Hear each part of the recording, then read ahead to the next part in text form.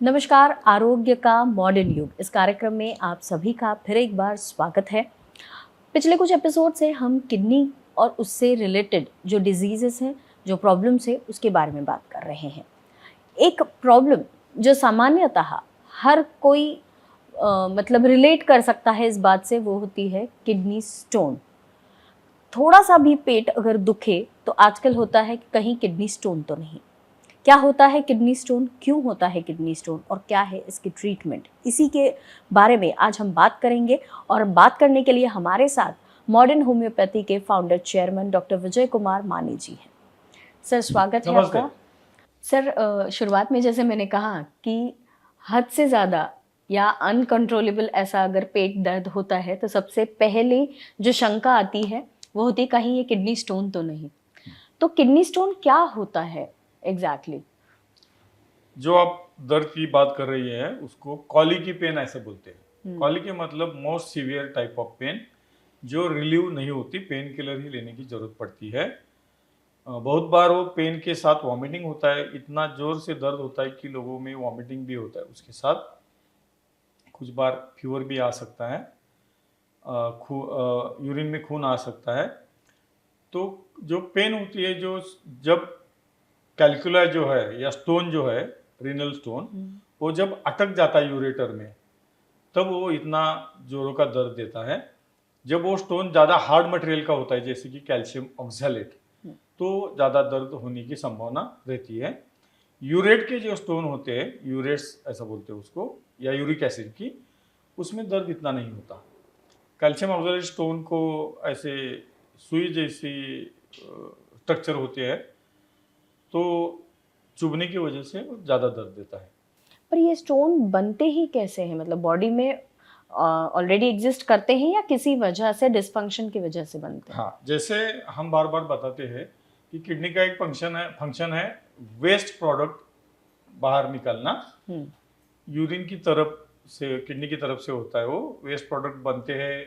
Protein metabolism में, liver में जब प्रोटीन आता है, सिंथेसिस होता है, ब्रेक होता है, तब अमीनो एसिड्स पैदा होते हैं और उसके बाद यूरिया पैदा होता है। तो यूरिया रिमूव करना एक किडनी का काम है। और कुछ मिनरल ज़्यादा होते हैं शरीर में, जो ऑब्जर्व हुए होते हैं ब्लड में, तो रिमूव करना किडनी का काम है। जैसे कि calcium oxalate, urates, sulphates, zinc, chloride, ये रिमूव करने के दौरान कुछ बार कि वो किडनी में आते हैं और चले जाते हैं नॉर्मली। लेकिन जब किडनी का डिसफंक्शन होता है, तब ये यूरेट्स और ऑक्सैलेट्स किडनी में अटक जाते हैं। और छोटा सा अटक गया तो उसके ऊपर वो डिपॉजिट होके होके वो बढ़ जाता है और वो रीनल स्टोन या रीनल कैलकुला पैदा होता है। जब वो ऑक्सैलेट का स्टोन रहता है और किडनी से पास होके जब यूरेटर में आता है, तब वो दर्द पैदा करता है, क्योंकि उसको सुई जैसी स्ट्रक्चर होते हैं और वो चुभता है जोर से। तो वो पेन को कॉलिकी पेन या रीनल कॉलिकी पेन ऐसे बोलते हैं। इसी तरह की पेन कुछ बार अपेंडिसाइटिस में भी रह सकती है। उसका डिफरेंशिएट डायग्नोसिस करना जरूरी होता है। अपेंडिक्स जनरली राइट साइड में शरीर में होता है, अपवाद में लेफ्ट साइड में होता है किसी कम लोगों में। तो जो कॉलिकी पेन रहती है वो फ्लैंक बोलते हैं उसको, उसके ऊपर के बाजू में, या जो किडनी रीजन होता है, जैसे पीठ में दर्द रहता है बहुत जोरों का। दर्द कैन रेडिएट, मतलब दर्द वो पेशाब की जगह तक चला जाता है, पेशाब करने के दौरान भी दर्द हो सकता है, उसके साथ खून भी आता है, कुछ बार पच जैसा डिस्चार्ज भी आ सकता है। ये रीनल कैलकुला जो बीमारी है या किडनी स्टोन की बीमारी है, उसके लक्षण सामान्य लक्षण है। सर, इसके अलावा और कौन से लक्षण होते हैं जिससे हम जान सकेंगे कि ये किडनी स्टोन की वजह से जो प्रॉब्लम हो रही है? नहीं, लक्षण तो अभी जो बताए उतने ही लक्षण होते हैं। टेस्ट कौन सी करा सकते हैं हम? उसके बाद टेस्ट करने की जरूरत पड़ती है डिफरेंशिएट डायग्नोसिस के लिए। टेस्ट में सोनोग्राफी एक महत्वपूर्ण टेस्ट है। क्यूबी मतलब किडनी, यूरेटर और ब्लैडर की सोनोग्राफी करने की जरूरत पड़ती है। सोनोग्राफी में जो रेडियो ओपेक होगा तो दिखा जाएगा, और रेडियोल्यूसेंट, अगर वो कुछ बार स्टोन नहीं दिखेगा उसको रेडियोल्यूसेंट स्टोन बोलते हैं। यूरेट के स्टोन स्पेशली, ऑक्सैलेट के और कैल्शियम के स्टोन जो होते हैं वो रेडियो ओपेक होते हैं, आपको सोनोग्राफी में दिखेंगे या एक्सरे में दिखेंगे। एक्सरे केयू भी करेंगे तो भी पता चलेगा।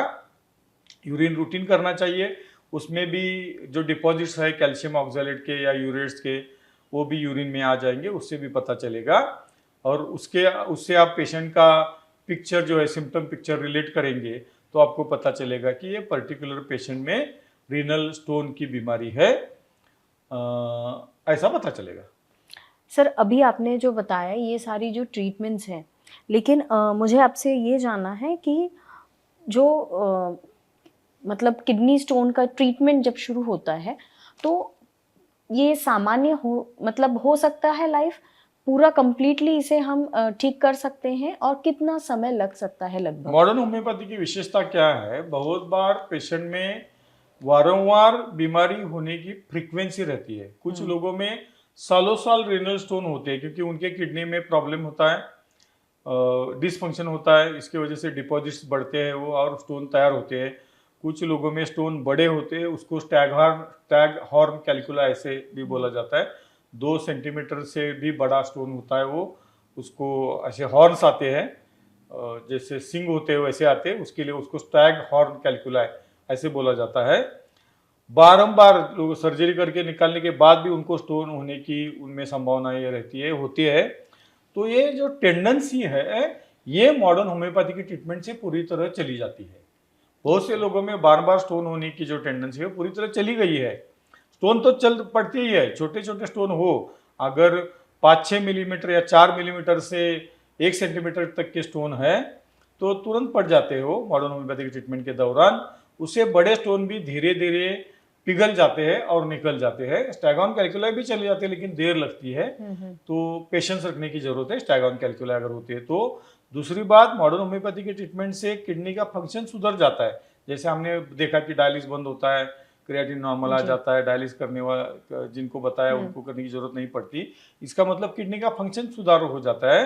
वैसे ही रीनल कैल्कुला में किडनी का फंक्शन में सुधार होने के कारण स्टोन होना बंद हो जाता है। सर अभी आपने जैसे बताया कि कई पेशेंट्स को निजात मिला है किडनी स्टोन से, वैसे ही आपके एक पेशेंट है सुधाकर परब जी, उनके बारे में आप क्या बताएंगे? हाँ, परब जी में भी वही था, टेंडेंसी थी रीनल कैल्कुला होने की, फॉर्म होने की, इसलिए हमने उनको ट्रीटमेंट दे दिया तो जो रीनल स्टोन है वो तो चले गए। उनमें से बहुत से स्टोन होते थे, बार बार होते थे, नंबर ऑफ स्टोन की संख्या भी ज़्यादा थी, तो उनमें वो चले गए और जो टेंडेंसी वो भी पूरी तरह चली गई। तो हमारे ट्रीटमेंट में बहुत से लोग रीनल कैल्कुला के ऊपर ट्रीटमेंट करते हैं, स्पेशली आयुर्वेदिक वाले लोग भी करते हैं। हमारी विशेषता क्या है कि जो टेंडेंसी वो पूरी तरह चली जाती है, किडनी का फंक्शन सुधार हो जाता है, नॉर्मल हो जाता है, तो जो टेंडेंसी है चली जाती है। तो लोगों ने हमारे पास कब आना चाहिए, जिनको बारंबार स्टोन होते हैं, एक दूसरा स्टोन है वो जो कुछ लेना है वो ले लीजिए, स्टोन चला जाएगा तो हमारे पास आने की जरूरत नहीं है। बारंबार स्टोन होते हैं, किडनी में प्रॉब्लम दिखता है तो हमारे पास आना चाहिए जी। किडनी स्टोन का और एक बात मैं बताना भूल गया कि लोगों में क्या होता है, जो लोग स्पेशली महाराष्ट्र में या यूपी में भी देखा मैंने, तम्बाकू जो लोग खाते हैं, मतलब च्यूइंग करते हैं, और जो बीटल नट खाते हैं या गुटखा खाते हैं, ऐसे लोगों में रीनल स्टोन होने की संभावना बहुत ज्यादा दिखती है। मतलब ऐसे लोगों में स्टोन ज्यादा पैमाने पे दिखते हैं। तो मैं एक आपको विनती करना चाहता हूँ, नागपुर रीजन के लिए स्पेशली, उधर खर्रा खाते हैं लोग, नागपुर वाले लोग, तो खर्रा नहीं खाना चाहिए, बहुत डेंजरस है, एक तो कैंसर पैदा करता है जी, और वो खर्रा की वजह से रीनल स्टोन भी होते तो किडनी फेलियर होने की संभावना है। स्टैगॉन कैल्कुला अगर हो गया तो it can lead to kidney failure, तो ये बंद करना चाहिए। कुछ रीजन में मैंने बुल्ढाना और कुछ रीजन में देखा कि जो पानी लोग इसका जमीन के अंदर का पीते हैं, बोर का पानी पीते हैं, बोरवेल का, उनमें मिनरल्स कुछ ज्यादा रहते हैं, फ्लोराइड या कैल्शियम क्लोराइड, तो ऐसे लोगों में भी रीनल स्टोन होने की संभावना रहती है। तो पानी प्रॉपरली प्योर करके वो पानी पीना चाहिए, बोर का डायरेक्ट पानी या वेल का डायरेक्ट पानी पीना नहीं चाहिए। अगर ऐसा करोगे तो आपकी किडनी भी अच्छी रहेगी, अच्छी काम करेगी, रीनल स्टोन होने का खतरा भी कम हो जाएगा या बंद हो जाएगा। जब किडनी स्टोन का पेन होता है तो मानिए कि पूरी शक्ति हमारी लग जाती है उसे सहने में, लेकिन वो हम कंट्रोल नहीं कर पाते हैं। ऐसे दर्द से जब परमानेंटली निजात मिल जाता है तो कैसा फील होता है, जानेंगे हम सुधाकर परब जी से। श्री सुधाकर परब, इन्हें किडनी स्टोन की समस्या थी। उन्हें पेशाब के समय दर्द होना, उनके पेशाब से खून भी आता था। उन्होंने कई डॉक्टरों को दिखाया, लेकिन उनकी तबीयत में कोई खास सुधार नहीं हुआ। नमस्कार, ये मेरे पति श्री सुधाकर विनायक परब। उनकी किडनी में स्टोन थे। हमने कई डॉक्टरों को दिखाया, लेकिन कोई फायदा नहीं हुआ। उन्हें इतनी तकलीफ होती थी कि पेशाब करते समय बहुत दर्द होता था। कभी कभी पेशाब में खून भी आता था। सुधाकर परब जी को बहुत तकलीफ होती थी। पेशाब के समय जलन होती थी और कमर में बहुत दर्द होता था। उनके 2022 के रिपोर्ट के अनुसार किडनी स्टोन की समस्या के साथ साथ उनके बाई किडनी का आकार भी कम हो गया था। फिर उन्हें मॉडर्न होम्योपैथी के बारे में पता चला और उन्होंने किडनी स्टोन के लिए वहां के उपचार लेना शुरू किया। मॉडर्न होम्योपैथी के उपचार शुरू करने के बाद परब जी को 2 से 3 महीनों में ही सुधार महसूस होना शुरू हो गया। मॉडर्न होम्योपैथी का सुझाव हमें हमारी बेटी की सहेली के पिता ने दिया। उन्होंने बताया कि दादर में मॉडर्न होम्योपैथी की शाखा है, जहां आप किडनी स्टोन का उपचार करवा सकते हैं। हम मॉडर्न होम्योपैथी दादर गए, जहां हमें अच्छे डॉक्टर मिले, जिन्होंने हमें पूरा समर्थन दिया। उन्होंने हमारे सारे पुराने रिपोर्ट्स देखे और उसके अनुसार उपचार शुरू किया। उपचार लेने के 2-3 महीनों में ही फर्क पड़ना शुरू हो गया। परब जी की 25 फरवरी 2023 की रिपोर्ट के अनुसार उनकी दाई किडनी में 3 सेंटीमीटर का स्टोन था और बाई किडनी में 6.7 मिलीमीटर का स्टोन था और भी 2-3 छोटे छोटे स्टोन्स थे। उनके पित्ताशय में भी 4.5 से 5 मिलीमीटर का स्टोन था। मॉडर्न होम्योपैथी के उपचार लेने के बाद उनकी 4 अक्टूबर 2023 की रिपोर्ट में दाई किडनी का स्टोन 24 मिलीमीटर इतना कम हो गया है और बाई किडनी का स्टोन पूरी तरह से निकल चुका है। उनके पित्ताशय के स्टोन भी अभी काफ़ी कम हो गए थे और उनकी दोनों किडनी का आकार भी अब नॉर्मल हो गया है। उनकी दोनों किडनी में स्टोन थे। एक किडनी का स्टोन 3 सेंटीमीटर का था, जो अब मॉडर्न होम्योपैथी के उपचार से 24 मिलीमीटर इतना कम हो गया है। डॉक्टर की राय पर हमने उपचार शुरू रखे हैं। इससे बहुत फर्क महसूस हुआ है और अगर आप में से किसी को भी किडनी स्टोन की समस्या है तो आप भी मॉडर्न होम्योपैथी में ज़रूर जाएं। सुधाकर जी पहले बार बार बीमार पड़ते थे। मॉडर्न होम्योपैथी के उपचार से अब उन्हें भूख लगती है, अच्छी नींद आती है और सेहत में भी सुधार हुआ है। किडनी स्टोन की वजह से वे बहुत मानसिक तनाव में थे, लेकिन मॉडर्न होम्योपैथी के उपचार से अब हमारे घर का वातावरण खुशहाल है। अब उनकी किडनी स्टोन की समस्या कम हो गई है। मॉडर्न होम्योपैथी के उपचार से परब जी अब सही से खाना खाने लगे हैं। उनकी नींद भी पूरी हो रही है और उनकी सेहत में सुधार हुआ है। मॉडर्न होम्योपैथी के उपचार से उनकी सारी तकलीफें कम हो गई है। 15 दिनों के अंदर ही उनका पेशाब सही से होने लगा, उनकी कमर का दर्द कम हो गया और जलन होनी भी कम हो गई। उनकी किडनी स्टोन की समस्या कम हो गई है और वे अब स्वस्थ और खुशहाल जीवन जी रहे हैं। अभी हमने देखा कि किडनी स्टोन से निजात पाकर सामान्य जीवन जीना कितना आनंददेय हो सकता है। सर, जाते जाते आपसे एक रिक्वेस्ट ऐसे करूंगी कि हमारे जो व्यूअर्स हैं उन्हें आप थोड़ा सा अगर बता सके कि किडनी स्टोन की तकलीफ से अपने आप को बचाना है तो क्या प्रिकॉशंस हमने लेने चाहिए? पहली बात, एलोपैथी के ड्रग्स जो है वो भी नहीं खाना चाहिए। वो भी एक कारण हो सकता है। Pain killers, antibiotics, anti tubercular drugs, anti allergic drugs, ये नहीं खाना चाहिए। दूसरी बात, बीटल नट, गुटखा, खर्रा, टोबैको, ये नहीं खाना चाहिए। आपका पीने का जो पानी है वो प्योर है, शुद्ध है, उनमें मिनरल्स की मात्रा ज़्यादा नहीं है, ये देखना चाहिए। अगर ज़्यादा टीडीएस वाला पानी, उसको टीडीएस बोलते हैं, ज़्यादा टीडीएस वाला पानी है तो उसका टीडीएस कंट्रोल करना चाहिए।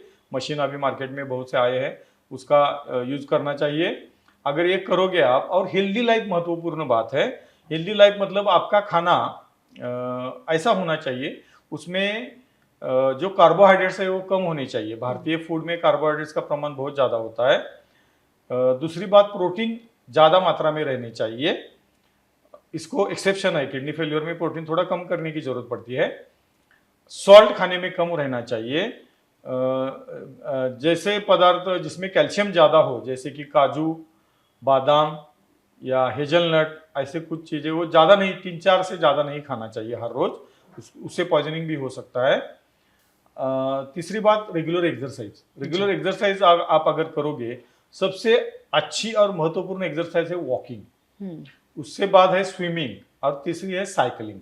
रनिंग ओल्ड एज के लिए नहीं है, यंग एज के लिए रनिंग भी कर सकते हैं।